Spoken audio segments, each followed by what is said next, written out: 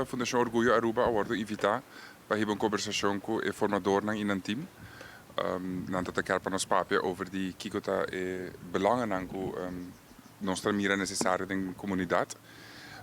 E parte anku nossa mencionar di mais importante que nossa mira al caso e momento aqui tá a codificação de sentença que nossa gana na Hoge Raad ano passado em juli.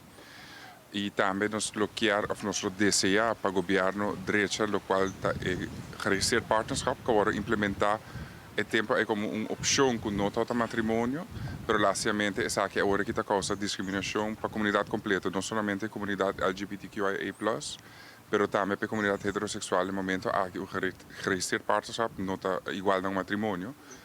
E por último, acessibilidade na sociale ondersteuning, medische ondersteuning e comunicação com o Corpo Polícia Aruba. Esse é o ponto mais importante que a Fundação Orgulho a conversar com o formador.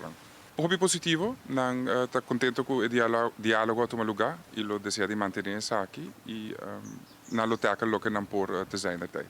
Bom, essa é também a parte da conversação, uma diferença de opinião sempre por ti, per responsabilidade como governo do país Aruba, essa é que men como opinião por algo, per botico de responsabilidade para a comunidade também, vida que essa é tão duidelijk, mas inte é caso. Lo worden informar que a directie wetgeving hoop te rea sudilanti, per esempio te kere algo que sempre dat asina, bota limitado em candidato personal e mankracht que botin para atender que zijn, pero que é realizável seguro que sim. Me quero agradecer a formadora pela invitação e me desejar um hoop sucesso que a formação do governo novo de Aruba.